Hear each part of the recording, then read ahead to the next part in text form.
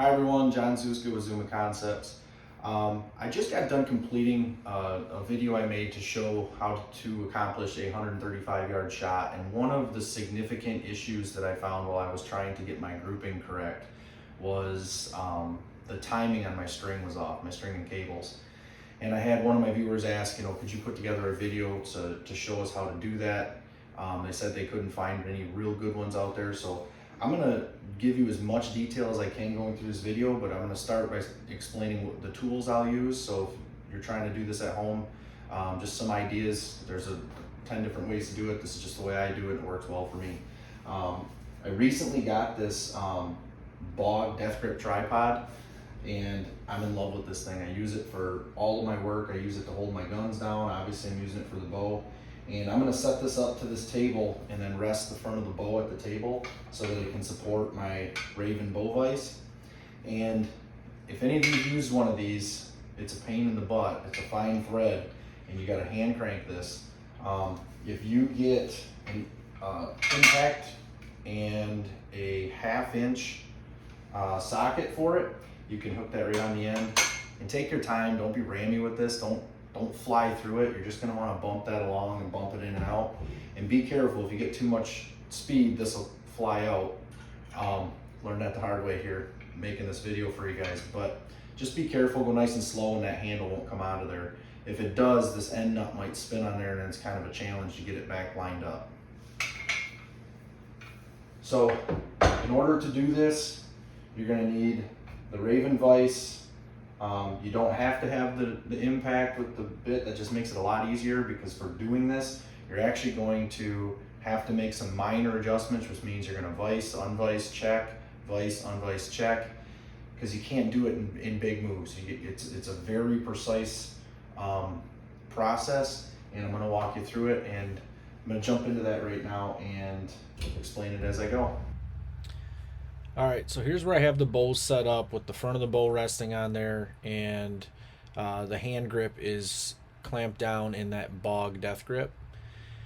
When you go to put the bow vise on, you want to first snug it up just so it's lightly holding on to that outside portion of the cams where the cam holders are.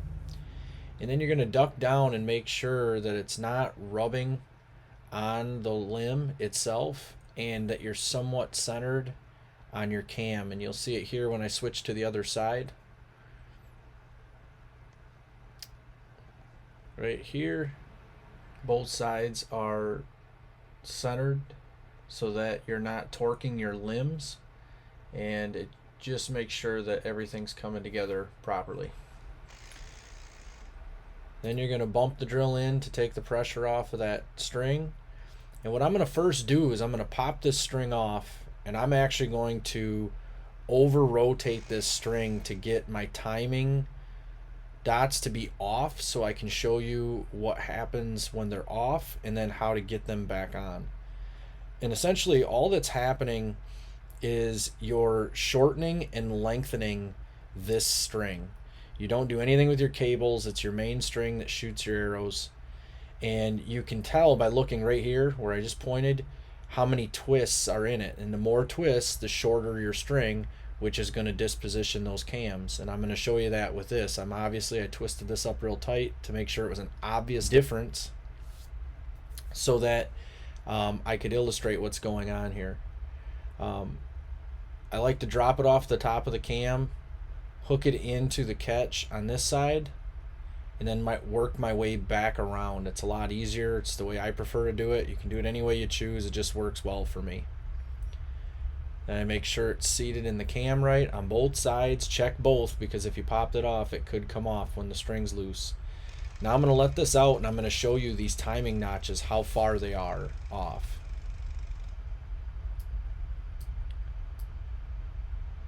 If you look here, the timing notches are way off, and the timing notches actually line up on your cables, but because of the pull of the string, it's moving it on that point.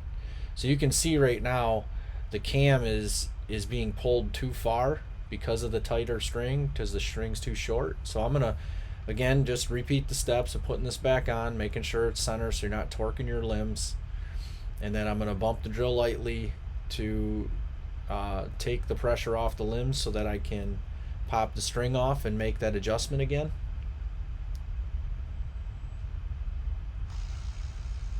And depending on where you're at, so if you paid attention to the cable was forward on the dots. So the tighter it is, the more further forward towards the front of the bow your cables will sit in the dots, and the looser it is, the further back in the dots it'll appear.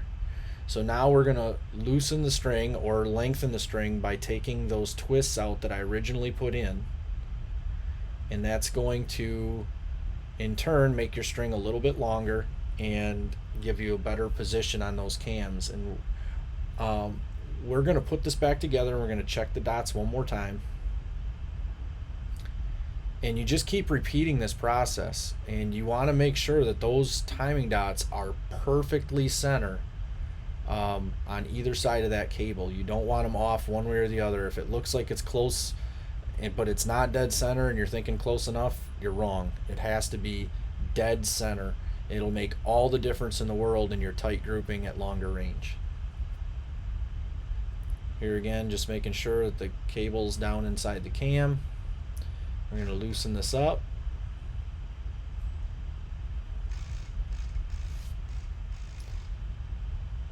Get the vise out of the way. We're going to take a look at these dots again. See, and there's still a little bit, the cable's still a little bit forward in those dots, so I need to lengthen it just a little bit more. And you can see in that cable there's still a little bit of twist, and every string's going to be different depending on how the manufacturer made it, so you can't necessarily gauge it by what the twists look like. In my particular situation, this string needs relatively zero twist. I'm trying to make these as straight as possible, take as much twist out as possible, because I need to lengthen that cable as much as possible.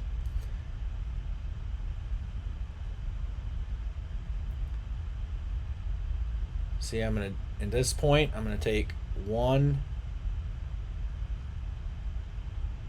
twist out of it. And now I'm going to put it back together. And when you get to the point where you're fine tuning, it's going to be minor adjustments to make sure that you get right where it's at. And you got to have the patience to clamp this down and make the adjustment and check it, and make the adjustment and check it. You may have to do this several times, but this is what it takes to get that timing dead center so that you have a perfect setup. This is how you can ensure that your bow is going to be capable of that type of accuracy that you see in these videos I make. And right here you can see that is dead center. Here's the other side.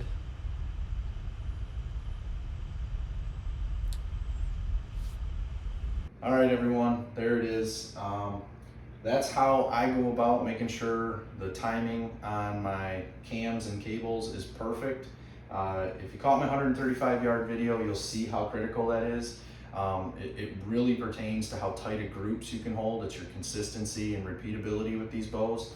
So in that 135 yard video, one of the comments was one of my viewers asked, you know, how exactly I did that and if I'd be willing to make a video, because they didn't really think there was any online that were real clear. So hopefully I'm clear enough in this one. If not, shoot me a comment, let me know. If there's anything that you have questions about, I'll answer them as quickly as possible. If I have to make a follow-up video, I sure will.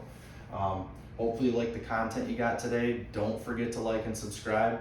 Be safe out there and have a good one.